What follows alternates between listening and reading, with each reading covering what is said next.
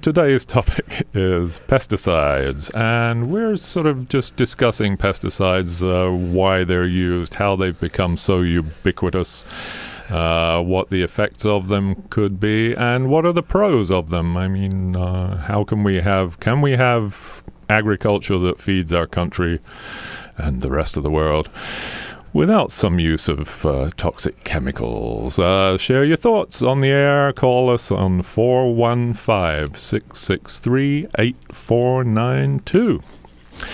And so, here we are in, organic West Marin. And there's actually a current situation coming up involving pesticides, which is about mosquitoes and the agreement with the Mosquito district, the Marin-Sonoma Mosquito and Vector Control District in Cotati. We've had an agreement, West Marin has had an agreement with them for almost a decade, which is coming to an end at the end of this month. And there's a move afoot at the district to not have another agreement with West Marin and to come out here and spray or plant pesticides, plant mosquito larvicides in our septic tanks, and we would have no recourse. No recourse other than civil disobedience, I'm guessing, which could be fun, or de-annexation. We actually brought ourselves into the district back in, 2004, I believe.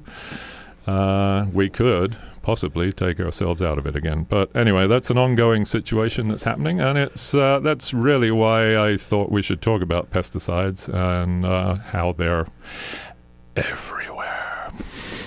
This district serves Marin and Sonoma counties at the pleasure of both counties, I assume. In other words, the Board of Supervisors, or maybe I have this wrong, are sort of a joint powers kind of venture here, or do you know?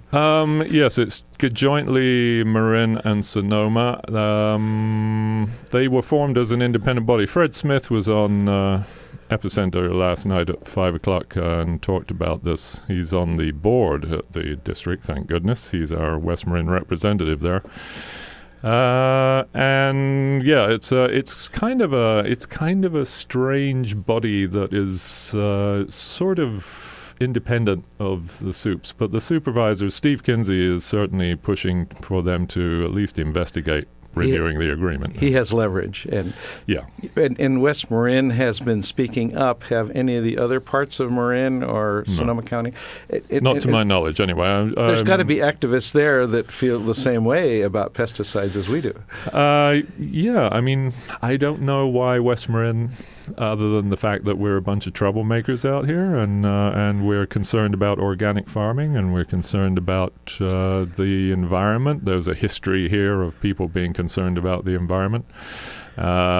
Greater awareness, maybe? Greater awareness, maybe. Yeah. And the rest of Marin is sort of more urban, and urban people, maybe they're more afraid of nature than we are. Maybe that's how these things become so popular, these toxic chemicals that are in our environment everywhere, in our gardens, in our homes. And these folks go a little bit out of sight, out of mind, right? So that many people throughout Marin and Sonoma County probably have no idea this district exists and that they do this spraying, etc. Probably do not know about it unless there's a huge infestation of mosquitoes, which tends to happen. Mosquito problems tend to be more Sonoma County than certainly West Marin. I think I can count on the fingers of one hand how many mosquitoes I've seen in Marshall in 20 years. But yeah, they're always talking about the millions of mosquitoes that are breeding in our septic tanks, and if we don't put this methoprene, which is dangerous to frogs and aquatic animals and stuff. If we don't put this methoprene in our tanks, then we're just going to be infested with malaria or whatever it is, West Nile virus, dengue fever, yeah, all that. Which is that catering to the fear so that they can do what they do? I don't know. The guys in the field are wonderful, I have to say. The guys who come out here have been advising people for 10 years. How to prevent infestations, and doing it in a practical way, telling people to screen their septic vents and to check the septic tanks for leakage. And that's been going on, but there's been a lack of communication now between there's a West Marin subcommittee at the district, which who is charged with communicating with representatives in West Marin on our mosquito committee, which they have not done for about a year. So they're trying to push through this thing where they're going to come in and have carte blanche to do whatever they want to do out here. The same as they do in Marin and Sonoma elsewhere. You're helping to form the charge to get people up to a meeting, right? Well, yeah, I'm putting out emails. I just joined. I was just recruited to the mosquito committee for West Marin, so I'm going to be taking more of an active role, maybe. The thing is, if I it can weren't restrain myself. And if it weren't for people like you, people like me wouldn't know this was even happening. It would get sprayed, and I wouldn't know. And exactly, yeah. Isn't it? It's true. Yeah, there were a bunch of rabble-rousers who are still here. We're aging, 10 years ago, that made a stink when they heard that one of the plans might have been, there was a possibility that they were going to come through Point Reyes Station, for example, and just fog the entire town from a truck. At 3 a.m., so no one noticed. We were not going to really know about it, but yeah. Wow. So anyway. I love that we have the channels here, so when one person finds out, we pretty much all know that they're coming. So we do have that going for us, yes, right? we do. The old telephone trees, have transformed into this incredible email network now. Yeah. Because here's another one from him. That's why it doesn't happen in the rest of Marin or other places, because there isn't that community. Yeah. There isn't that sense of community. Yeah, there's bubbles, Fairfax, Frank Egger over in Fairfax is a big voice in anti-pesticides, and yeah. But they're so ubiquitous. It's just one of the chemicals that we're talking about today. I have a table full of graphs here about the use of pesticides throughout the USA.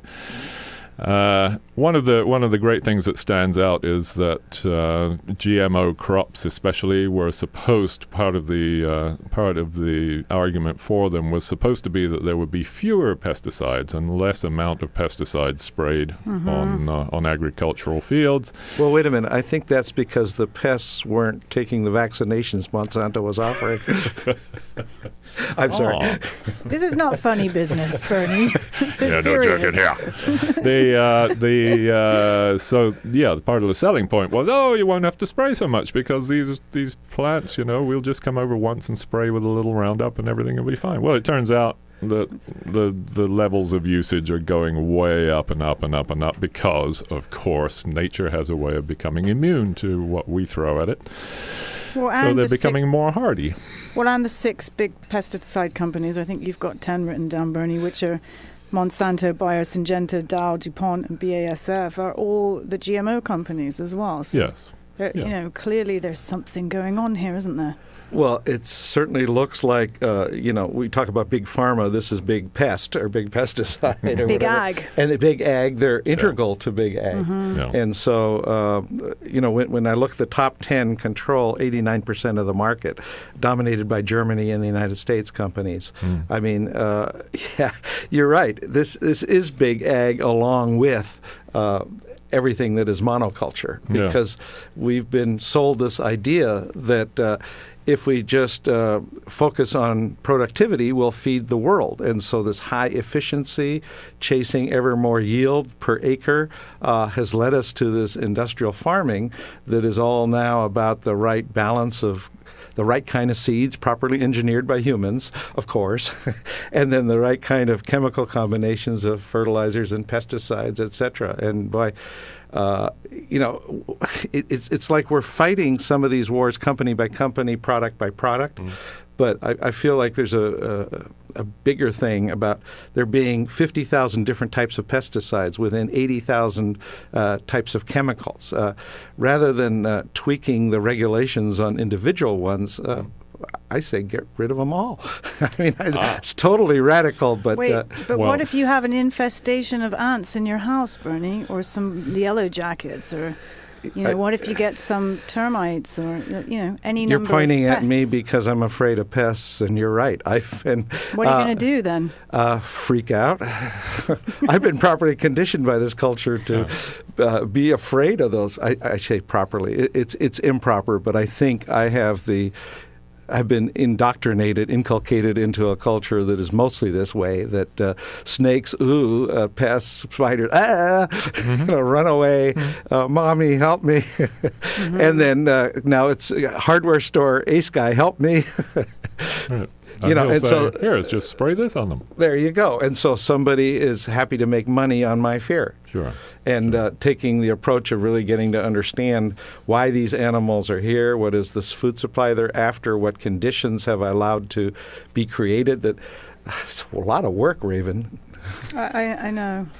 They're everywhere in our houses. Slug bait, ant strips, fly spray, rodenticides. A wonderful couple in Bolinas, Stockton Buck, and his wife, and I've forgotten her name, she's down here somewhere, did this wonderful thing, rodenticide-free West Marin, because they finally woke up to the fact one day that on their property they were hearing fewer owls at night. And they tried to figure out what that was about, and they finally figured out it was probably these brand new, really strong rodenticides that are killing everything that eats the dead rats that they're trying. Anyway. Wow, that's a good one. We have a caller here. Welcome, caller, to Let's Talk on KWMR. You're on the air. What's your first name?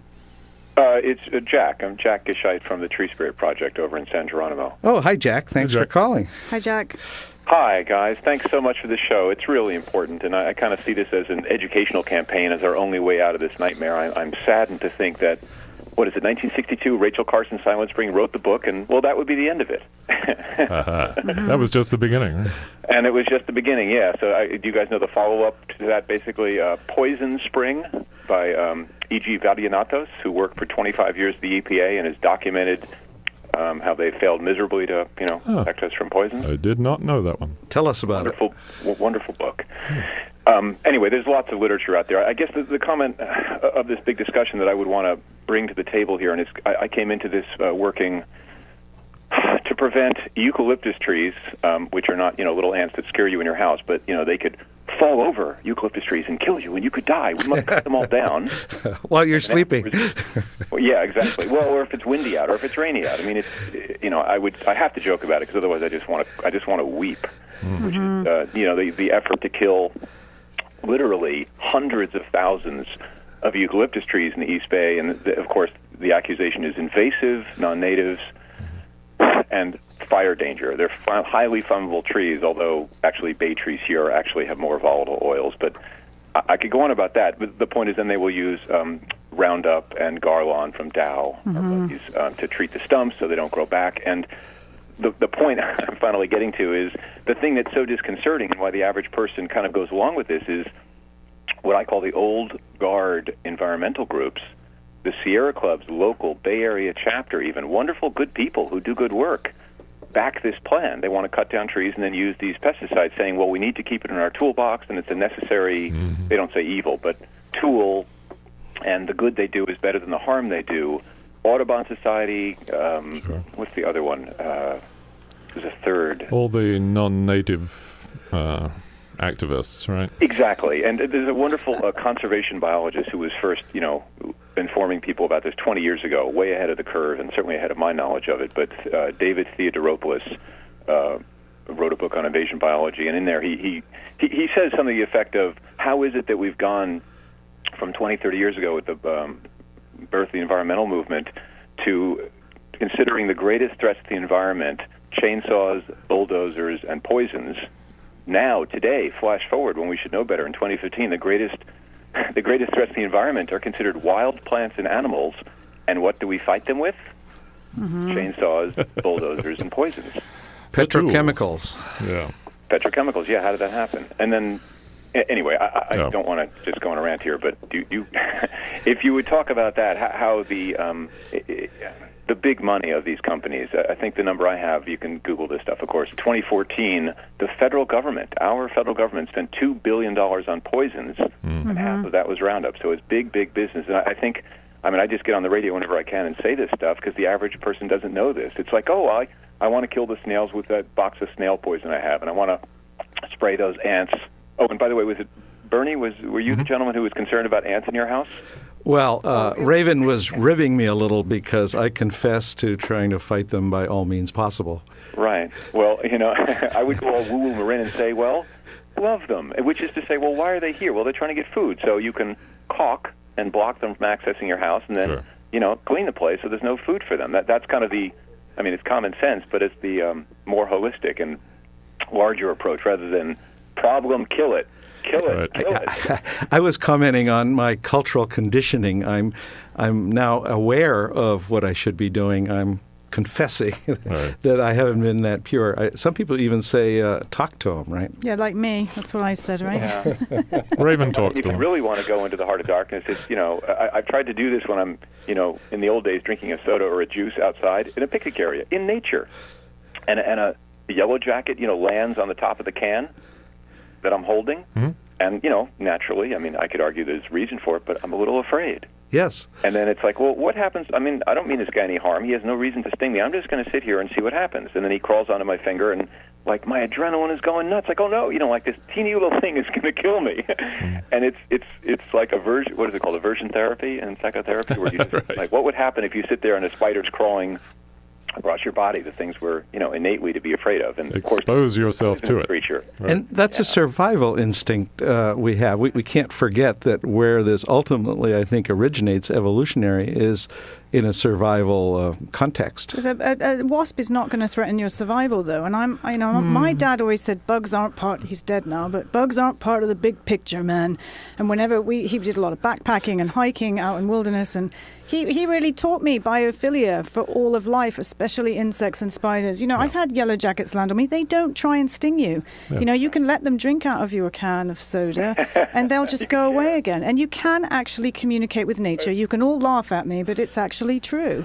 I'm not laughing at you. I commend you. And it's, therein lies our own growth. And, wouldn't it be nice to be less afraid than resort to poisons? And, the big one I love to bring up because it's so...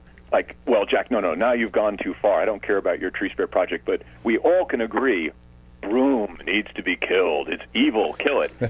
Recently that I've gotten into this issue, I step back and say, well, wait a second. I've been taught that by landscapers and people who've been in my photographs. I'm a photographer, and, you got to get rid of broom. It's invasive. It'll take over. Pull it out. Kill it, whatever. And I kind of step back and go, well, let me question that. Is that true? Setting aside, can you kill it all? It doesn't seem like the march to kill all broom. Exactly. Well, the eradication of eradication of troublesome nature. Thank you very much, Jack. Thanks, Jack. We really appreciate it. Cool. Bye, Jack. Thanks for the show. Okay. Bye. Yeah. So the eradication of troublesome nature. Right. Things that sting. There is of course a minor percentage of the population that is allergic to stings who could be endangered. May I go back to the rodents that you were talking about? Yeah. And I remember the word being spread, I think, fairly successful throughout West Marin. And we took it to heart at our house, so I was used to killing mice primarily with poison. But we bought one of these little metal boxes that's a motel where they come in. And my wife even had the heart of wanting to release them into the wild, but drove them a ways away so that they wouldn't come back in our house. Someone else's problem. So I thought that was a nice, gentle way of dealing that's with great. the problem. And I have to say, if there's a mouse in my little house, I would probably put out a mouse trap. It's quick and fast and get a cat. No, I don't want a cat. The cat brings the fleas. Then you got fleas. Now you got flea collars and all that ubiquitous poisoning that's going on. Oh man, let me tell you. Oh, birdseed is one of my pet peeves. In fact, I wrote a little thing in the Point Reyes Light this week. Most people don't know that the birdseed that they're feeding, even though it may be endorsed by the Audubon Society and by Cornell Ornithology Labs, because they make money on selling that seed and by their endorsements, Most of it is poisoned. It's poisoned in the field. They poison the fields. They spray the fields. Millions of birds die in birdseed fields from the poisons that they spray there. When they kill off all the other plants so that they can get the seeds, they then spray right before they harvest. They spray the seed plant to desiccate it, or basically kill all the foliage, but the seeds stay there. Then when they take them to the processing plant, to the feed, to the store, to the silo, they spray them again with some kind of preservative to make them last longer, to preserve them, and then they put them in a bag and they give them to us, they sell them to us and call it natural birdseed. And there has been some research done by American Bird Conservatory, I think, and they didn't find any effect. But I'm guessing that the cumulative effect of all that birdseed, it may not be on the bird themselves, maybe it's on their eggs, on their offspring. We're feeding poisoned birdseed to our birds, people. So please, there is one great company called they do Wild Wings Organic Birdseed, and it's a small company. They won't stock it at Toby's. Don't know why. And you cannot get it here. You have to do it online. And we have a caller. Hi, caller. Welcome to Let's Talk on KWMR. What's your first name? It's Nikita, and I'm in my new car, so if it doesn't work, sorry, but you guys are really depressing me. Sorry. I want to offer mosquito fish to people, and I don't want to I just want to say that if you have a place where they can't walk out of and there's no frog eggs in it, I think it's a really great. Okay. How do they contact you, Vikisa? 415-868-0931 and come over with a jar. Mosquito fish. Thank you, Vikisa.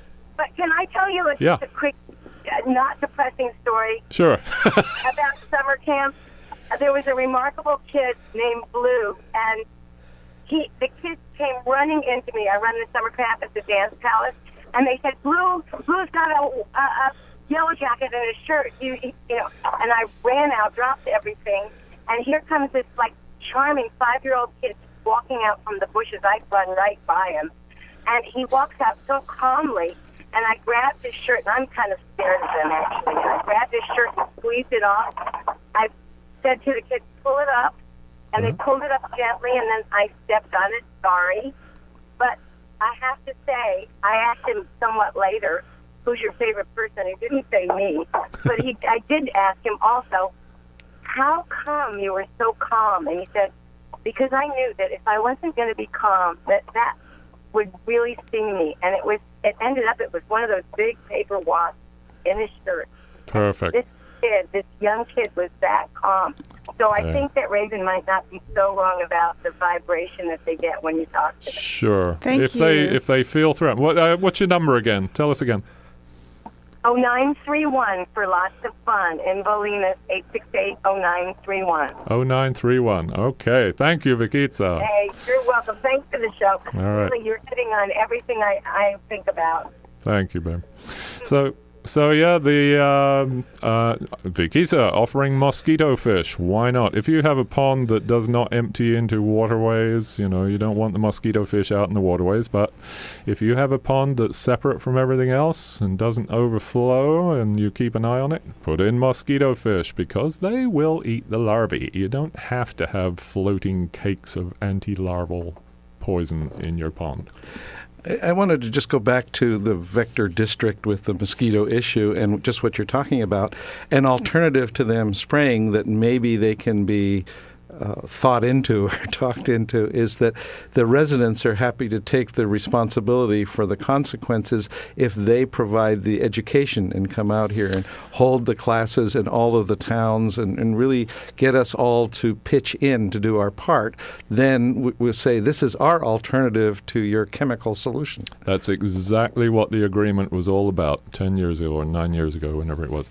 Exactly what we talked about, and they were grudgingly on board with it. They were reluctant to do it, but as long as they could come out here and instruct people how to prevent instead of try to eradicate, they were on board with that. And so that's what they've been doing for years. They've come out here, and what has not been happening, however, is that they will come and inspect your septic tanks, or they'll come and look at your septic layout and standing water in your yard and all that. And they'll tell you to drain the water, and you do all that. Sometimes the septic system has necessitated a callback because they still had mosquitoes coming out of the septic tank. And that was because the district is not in the business of repairing septic tanks, but, for instance, Stinson Beach Public Utilities District is in the business of ensuring that septic tanks are taken care of and they're tight. And yet there was no communication between the Mosquito District and Stinson Beach PUD. So nothing. So they had to come out here, and their big thing is it costs too much to come out and make repeat visits, which could have been avoided. Anyway. So let me say we've got a caller. Welcome to KWMR. You're on the air. What's your name? Thank you. My name is Karen. Hi, Karen. Hi, and I'm appreciating the show, thinking about the ecosystem being out of balance. And there was a couple of things came to mind listening to other callers. One of them was thinking about my experiences, because if we're supporting nature, there's a natural balance. There's insectivores that are going to eat the insects. Of course, I know somebody mentioned Silent Spring earlier, and I remember when I read that book how impactful it was about the loss of birds, for example. And Paul, taking note of your comment about birdseed, I guess I need to figure that one out, because I feel like I'm supporting the birds so they can take care of the insects, but I need to figure out my birdseed source, obviously. Yeah, it's a tricky one. Most people don't think about it, and they think because it's got the Audubon stamp on it, it must be okay. Yeah, but I didn't know. Yeah, thanks for putting me straight on that. But I was remembering an encounter I had in the summertime. I took my dinner to the beach. Remember those nice, warm, sunny evenings? And we're sitting there eating a roast chicken, and along came Mr. Yellow Jacket because he had a fancy for the meat I was eating. And at first, my reaction was to shoo it away. And then I thought, well, he's here to eat, same as me. So I stayed calm, and I put a piece of meat and some skin on the ground, and I invited him to join me. And I was amazed when he took me up on the invitation. And for the hour that I was sitting there, that wasp diligently flew back and forth. Wherever he went, he would come back. He didn't bug me at all. And he had a nice piece of chicken until the dog came along and ate the chicken. But it was just an eye-opening experience where I thought, wow, you can really connect with a wasp like that. Yeah, that's a wonderful little story. And, we've been taught from day one to be scared of nature and many parts of nature. And really, most of nature, unless you go to Australia, most of nature is not there to try to kill you. Right. It has it. I mean, of course, I've been stung by wasps, so that was a much better experience. And the other thing I wanted to just say is I wanted to give a big shout-out for bats, because bats are something I've just begun to appreciate recently. I was reading a couple of different things, and one was that they use a lot of bats, say, in Texas, where the bats can eat, I heard, 600 mosquitoes in an hour. Yeah, they're voracious. Yeah. We have a lot of bats out here. Yeah. Well, and I was thinking in Point Reyes, you have a lot of bats, and 1,000 bugs in a night. I think 600 big moths or 1,000 smaller bugs in a night for one bat. Per bat. Yeah. And that's an aside from the bats that are all pollinators as well. So yeah, let's give a shout out for bats, and that's our natural insectivore right there. That's great. Thank you, Karen. Appreciate it. Thank you. Paul. Thank you, Raven. Thank you, Bernie. Thank you, Karen. Bye-bye. Yeah, there you go. So natural predators, and we're scared of bats too, are we not? Well, I'm scared of bats, but I do enjoy them. We see them come from their daytime place as sun sets, and then they swoop around. And I've learned to appreciate that they eat the mosquitoes. So I like them with a glass in between. How about I bring some more depressing news into the picture? Excellent. We'll leave it to you. Into bats.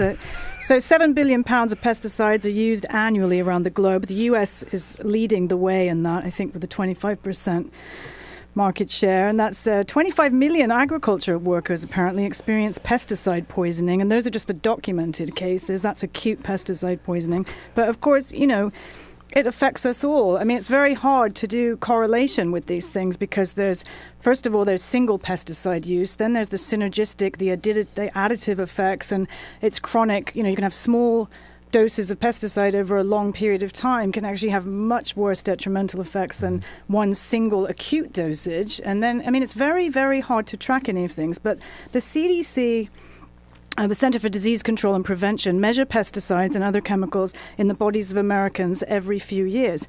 And so I looked at the most recent study, which is actually, I think it's a few years old already, but they tested for 212 chemicals, including 44 pesticides. Those are just the ones they tested for. Now, remember, Bernie already told us that there's 50,000 pesticides out there, and more are being invented all the time. And they found most of them in that study in human bodies. Not only that, but in more than 85% of people tested, they found DDT, which hasn't been used in the U.S. widely since 1972. And I'd also like to emphasize that in the studies, it's children, women, and Mexican American that shoulder the heaviest pesticide body burden in this country. And speaking for myself, I'm sure I've been multiple exposure. I have all kinds of chronic health problems that have developed in my later years. My son was born with all kinds of autoimmune disorders and I said could have been vaccine damage, could have been pesticides, could be cumulatives, probably all of the above. But I'm really upset about this. It's a cocktail of chemicals.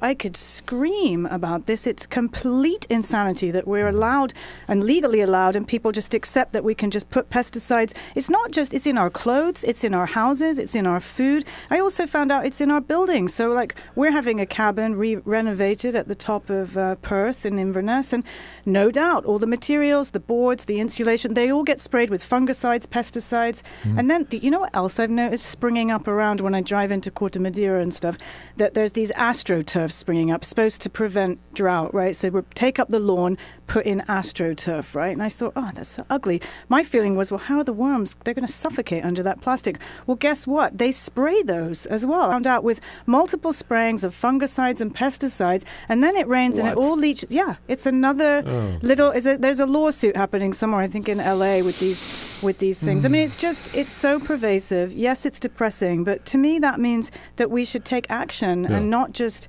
take a stand and say no. People need to be informed. Well, Marin is known for taking a stand. I mean, we banned GMO farming, did we not, as a county way ahead of everybody else.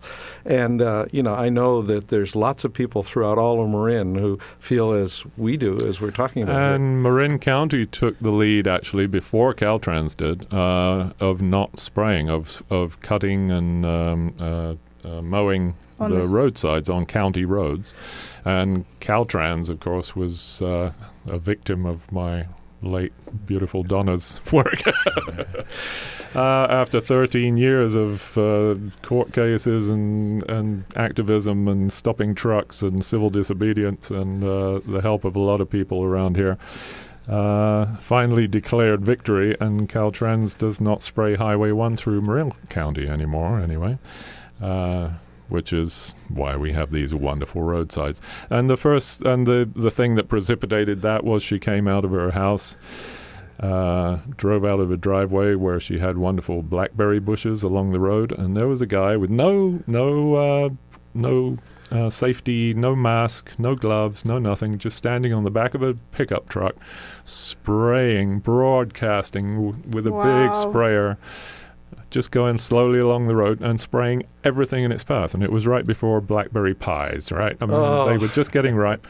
And you can't tell that it's been sprayed. Once the smell goes away, it stays on there. And regardless of what Monsanto has always said is that it's readily bioabsorbed, it is not. It's totally absorbed into the plant, and it stays there, and the rest of the inert ingredients, which are even more toxic than glyphosate, get into the soil. Anyway, so she was incensed and pulled her Volvo station wagon in front of the truck and stopped him. That was the beginning of Mow, M-O-W, Mow Our Weeds. What a success story. I mean, really, it's an example of one person taking the lead and really doing the right thing. Truth to power. And finally convinced them. And they, in the end, they found out that back then, I'm not sure if it's true now, but back then it was cheaper to have guys come out with weed eaters and the mower to come through than to use this spray 2-3 times a year, because the Monsanto et al. Are all banking on the fact that they think that counties and government agencies think it's cheaper to do that than to actually have manual labor do things like pulling and by mowing and weed eating and all that. Yeah, so that was a minor triumph in our little bubble, but, you know. So yes, Roundup inerts. I'm harping on Roundup because every time I walk into the hardware store, for example, at least it's not in the front doorway anymore. But the reason that there is gallons and gallons of Roundup and all the other pesticides on the shelves of our hardware store, Main Street Point Ray Station, is that people are buying it. And how much does it take to understand that Roundup is not safe? That there have been studies. They never see, when they test glyphosate, they never test it along with all the other inerts. When government agencies test these single pesticide chemicals, they don't test them with the inerts, so-called, that go into the mixture with them. The inerts, so-called, are a secret because they're a proprietary mixture. Wow. So Roundup, you could not find out. It was a trade secret. You couldn't find out what the inert ingredients are, and it's finally coming out because independent researchers, not UC Davis, are finally doing tests on residues and finding out what some of these inerts are.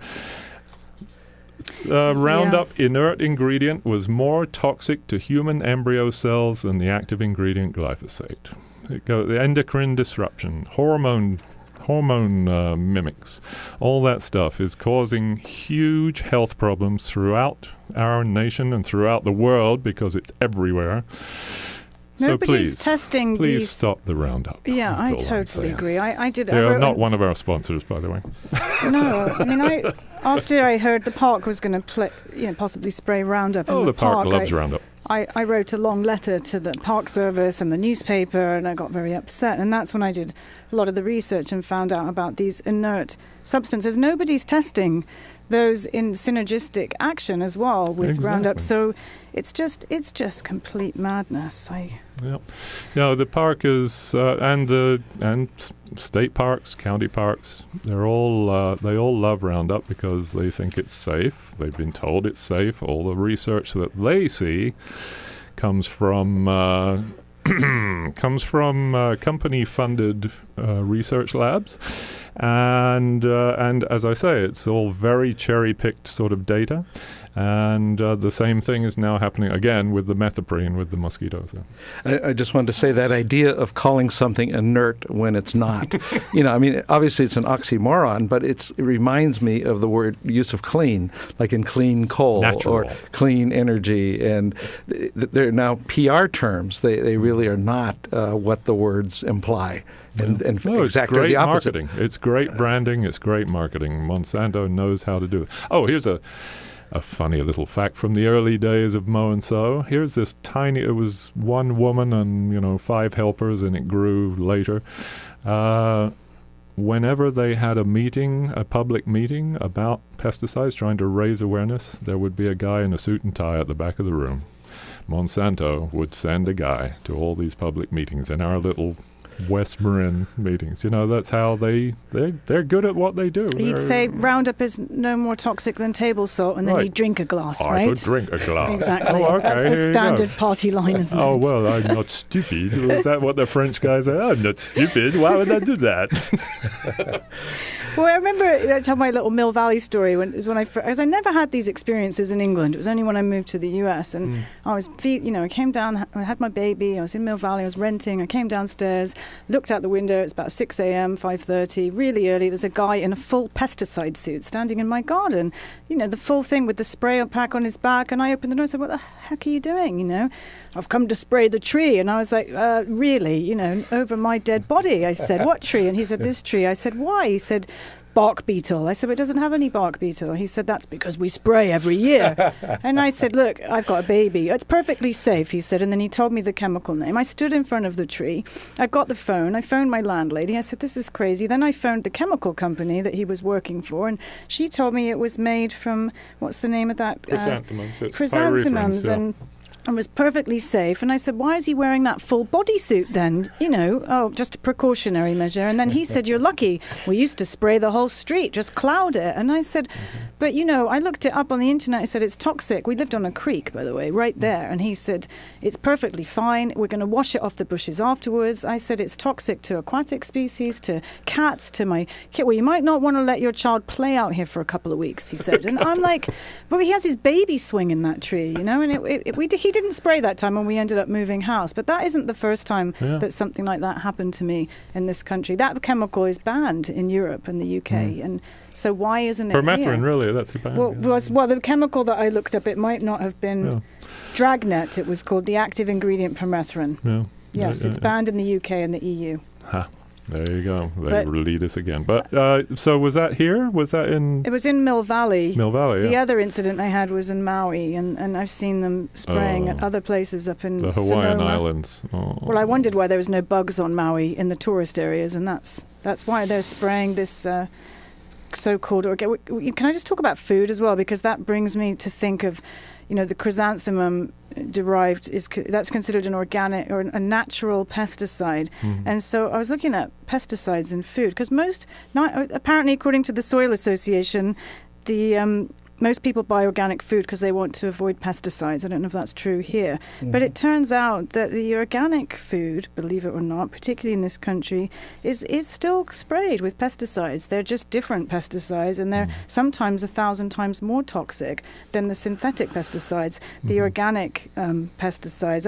I looked some of them up because I was shocked to read that. But for example, the top 2 organic fungicides, which are copper and sulfur, are used at a rate of 4 and 34 pounds per acre. And in contrast, you know, synthetic fungicides only required a rate of 1.6 pounds per acre. And so large organic farms use pesticides liberally. They're not actually overseen or recorded. The volume of pesticides used on organic farms is not recorded by the government. It's not actually monitored. And I think that, I don't know, that's another really depressing thing. I guess the trick is to buy local, buy from your farmers that you know, buy from the farmers markets and ask them what you're using and find out. It's common practice also for farms that may be organic in the future. Certain olive plantation springs to mind, that they go in first and they spray everything before they prepare the soil for planting. Gosh, this is KWMR's weekly Let's Talk call-in show with co-hosts Paul Reffell leading the conversation, Bernie Stephan, and I'm Raven Gray. To join our conversation on pesticides, call us on 415-663-8492. I've been thinking about, next week we're going to talk about Paris and the climate change talks and whether that is accomplishing anything or had accomplished anything by the time a week passes. But I'm starting to think in terms of pesticides, as all these chemicals are enablers of this industrial agriculture that we're talking about. And it's that industrial agriculture that has been designed only for productivity, just more yield, more bushels per acre of everything. Monoculture has evolved, and it's really that kind of agriculture that is one of the big culprits for climate change. So an enabler and part of the industry. So it's not just looking at fossil fuel companies as culprits or the financial systems as culprits, but it's all of these chemical companies and pesticides especially. And big ag, yeah, because they're enablers of so the people sitting in Paris aren't talking about that. They're talking about, staying with the structures we have. So I look forward to talking about that, but I just wanted to connect with how it all seems it's part of the problem. Well, so there's the question, can we exist without big ag? Can we exist without these huge monoculture crop Permaculture says yes, of course we can. I've seen plenty of studies that say that locally grown food is the only sustainable future. We may not have 7 billion people on the planet if we do that, but we can't support 7 billion anyway. So we're on the road to getting to 10 billion people on population. And, of course, they can't live like we live, so we've got this huge problem. So I'd say ban all of the pesticides, ban all the chemicals, make it impossible to have today's industrial agriculture, and force the kind of permaculture that will be native to everywhere. And we'll have a huge diversity of growing food. We'll have that diversity of seeds again. We'll have the diversity that can take us through the climate change challenges, because clearly we need to adapt to a changing climate with our seeds.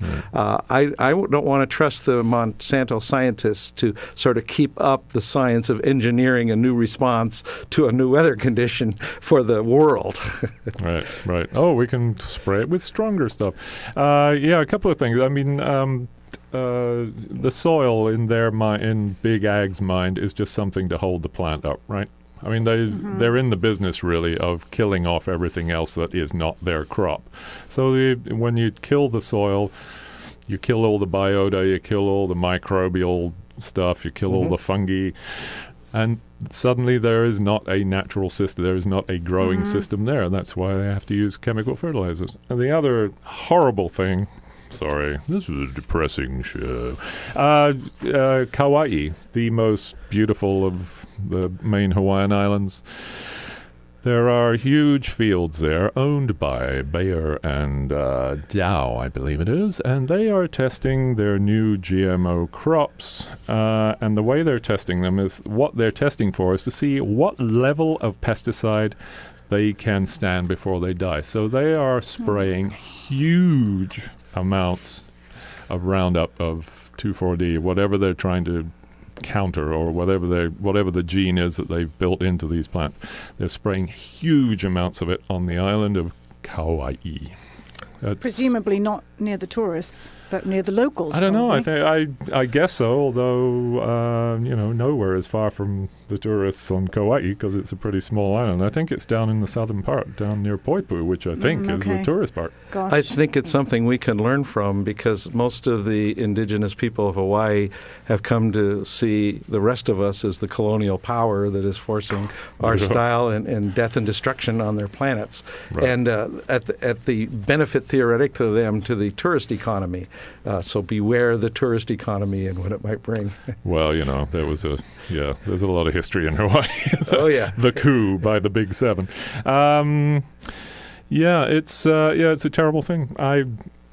Anyway. Are there any good news stories of things happening? I saw on the Pesticide Action Network Facebook site just before I came in here that the EPA has banned 2,4-D and glyphosate. It was a product that it had glyphosate in it, and do you know what I'm talking about?